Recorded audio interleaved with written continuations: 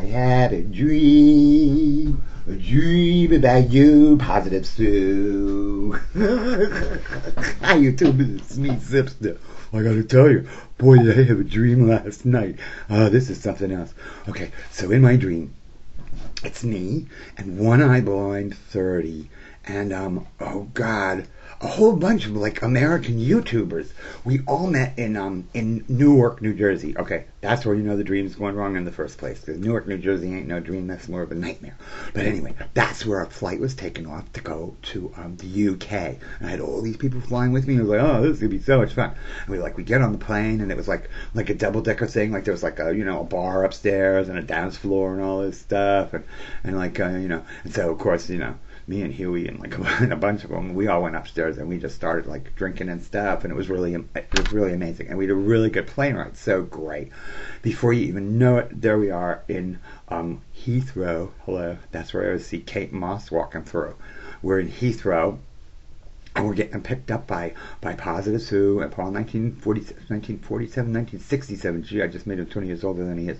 Paul 1967 UK, and Smithy's Rat, and Brian Ridgely, and G, and I think like in my dream, like M. Harris 1920 was there, and Carl Daly 81, and all these people are like waiting around, and we're like getting off the plane, and oh, it's real exciting, and then all of a sudden, all like the British people started looking at us like we had like American written like all over us, and like especially me, like I had American here, but like here I had like tacky American or something.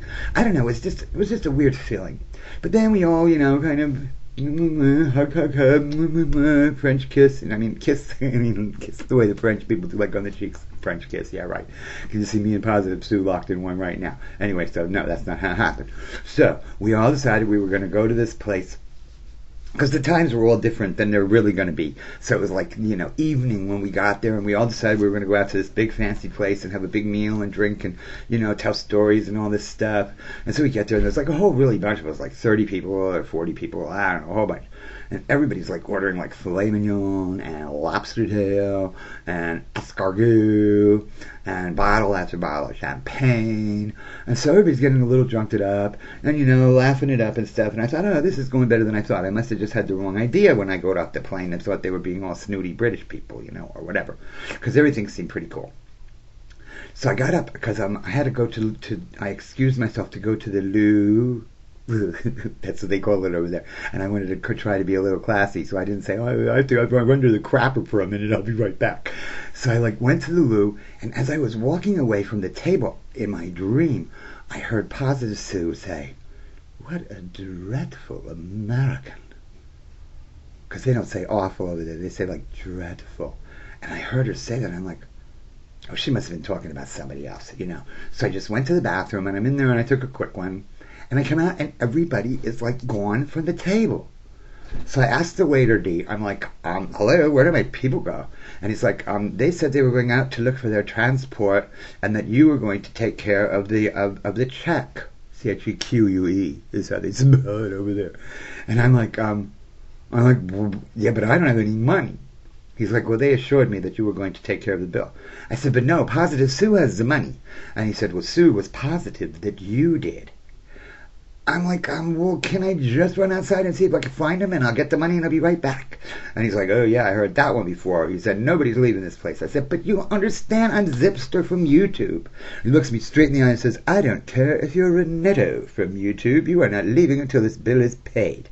So I'm like, I don't know, what am I going to do? I don't have any money. He's like, well, we'll just have to have you work it off. I'm like, work it off? How much is the bill? He's like, 3,800. Well, he said dollars to me. I'm sure in the real world it would be pounds or whatever, euros, whatever the hell they call it over there. But like I say, it was a dream. I'm like, well, gee, that's a terrible lot of work. How long do you think that's going to take? He's like, that's probably going to take about a month. I'm like, dude, you don't understand. I got to go meet Geriatric 1927 in like 3 days. So apparently the only person he watched on YouTube was Renetto, because he didn't even know who Geriatric 1927 was. So anyway, in the dream, I wind up stuck in this kitchen for like 2 months. And of course, I missed all my flights to everywhere. I couldn't go to Germany. I couldn't get home. And then when I finally got out of the kitchen, I didn't have a place to live because I had been sleeping under the sink while I was working off the bill for all those people. And I wound up somehow getting myself sold into some kind of white slavery. And I wound up in like Bangkok or something. Bangkok. Oh, geez, that's a loaded name. And I wound up having to, oh, gee, I want to make this as vague as possible, but I wound up, in like white slavery, and I had to do things with really disgusting, fat, old business people from like China or somewhere. I'm not sure. It was a dream. But anyway, I woke up and Ginger was laying next to me and everything was okay. So just wanted to share it with you, okay? I'll talk to you later. Thank you!